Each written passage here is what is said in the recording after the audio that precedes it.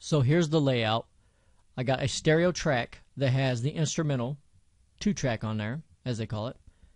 And I got 2 mono tracks, lead 1 and lead 2. I'll show you why I use 2 in a second. And on each of these 2 tracks here, I have the Autotune EFX plugin inserted on them, but they're disabled right now. So I got one on there and one on here as an insert effect.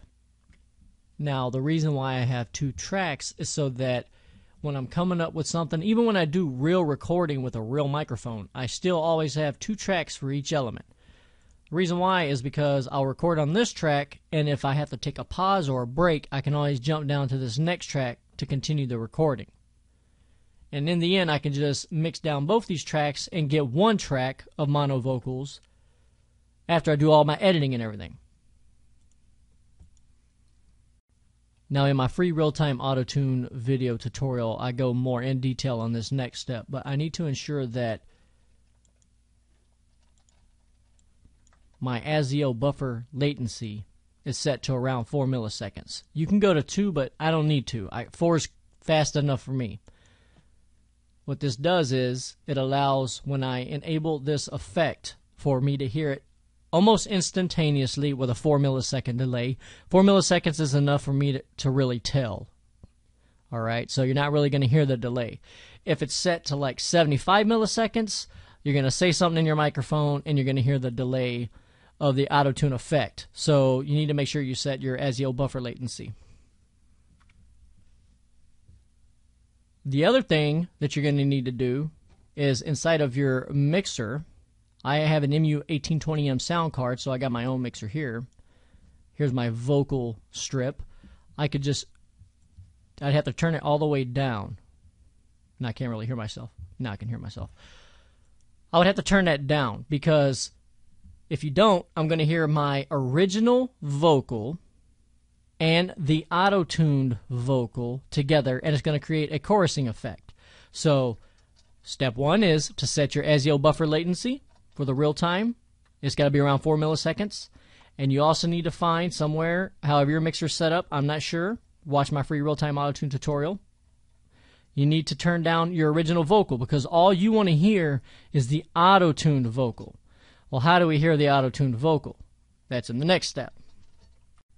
Now, the next step would be these tracks you see here. The input is already automatically set. That's the way I have it set up. The input to each of these mono tracks is my left stereo in, which is coming really from my MU1820M's sound card, the dock mic line A, which you see here. All right. That's coming into my track. So my vocals are actually on this track. All right. If I monitor my vocals like this and push the monitor button, I'm actually hearing my vocals, and you're probably hearing them too, with it sounds like a little chorus effect. That's the 4 millisecond delay that you're hearing. There's 4 millisecond delay inside my control panel when I went to my devices menu. Or I should say my ASIO buffer latency is 4 milliseconds. So you're actually hearing the delay. All right. Now, another thing that you may need to do when you click this button, and after you turn your original vocals down, as shown in my free real-time Autotune tutorial, when you turn down the real vocals, you might not be able to hear your Autotune voice loud enough compared to the instrumental, and you're like, well, I need to balance it out. You know, it's called gain staging. You need to get your gain staging correct. So what you can do is on the track, you have the choice of the track of turning the volume up to 6 on the track or wherever you need it in order to hear your vocals louder. Or if you need to get more volume out of it, I can go to my mixer, go to my input trim knob here, and I have to use my shift key to move it, but I can actually increase the gain on that track all the way up to pretty high, right? All right, but I don't need that much. 26, somewhere around there. For my gain staging for this tutorial, I'm going to need around 26 decibels, all right? That's only because the way I'm doing it in my mixer and the way the tutorial's set up. You probably wouldn't bring it up 25 decibels, all right? See, that's my lead vocal track, lead 1, all right? That's where I have that first vocal that I'm going to record. So I'd actually, since I have lead 1 and lead 2, I'd make them both the same volume.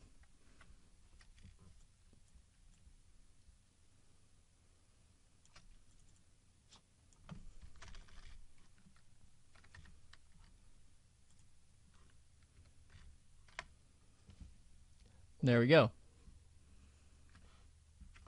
Again, you wouldn't use that much gain. I'm using that much gain on those tracks because of the gain staging for my tutorial, the volume structure for my tutorial.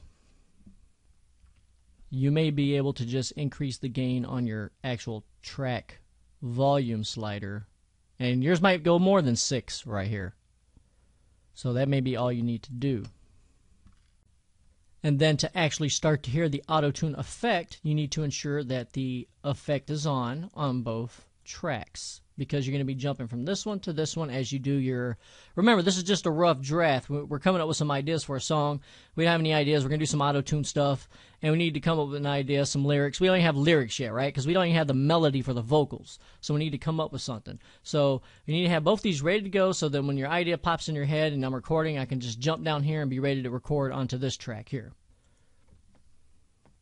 And I have my preferences set to where I'll automatically select a track. It's automatically record enabled. That's just a preference setting that I have inside Cubase. Another important function that you want to have is return now time marker to where it started. In other words, if I start playing this track here, it's going to play. And you notice that when I stop playback, it goes right back to the beginning. That's something you want to set. You don't want to have to keep going like this and moving it back. It'll go automatically to the beginning. Alright, so we have the track record enabled. We have turned on our plugin. And I'm using Autotune EFX. Alright, some of you may be using regular Autotune. I'll go ahead and bring that up. So just pretend like this one's not here, the Autotune EFX. And I'm going to bring up Autotune. Here's Autotune. I just switched it to alter tenor voice. What was it that you wrote on your piece of paper? Remember your setting. It was G minor that we have when we analyze the instrumental. On your piece of paper you wrote G minor, and above that I think you wrote A sharp major or something like that, and C minor and D minor on the left and right. You need to change your retune speed to 0%, and in the options section, if you're using 5, between 70 and 100% relaxed. Those are the auto-tune settings that people claim that I'm selling. I'm not selling those, okay?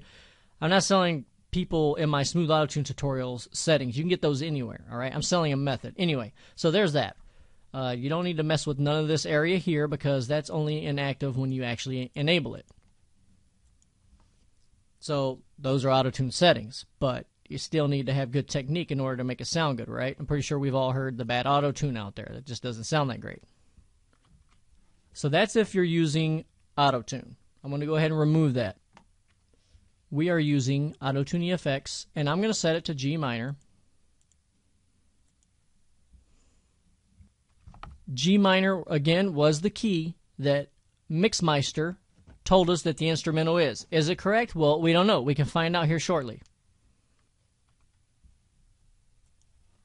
Now, to actually start hearing the auto-tune effect, you're actually going to hear my original voice with the auto-tune. It's not going to sound all tight. What you would do to hear your auto-tune vocals is just turn it on right there. And then you'll have the auto-tune going with your voice. That's simple. It's only going to be simple, though, and sound good or sound correct if you turn down your original vocal. So I would have to go in here and turn down inside my mixer. I'd turn this down like this right here. I'm not going to do it right now, though. And once you have your original vocal turned down that you would hear in your headphones, you would hear just the auto-tuned vocal. When you turn this on, you would only hear the auto-tuned vocal.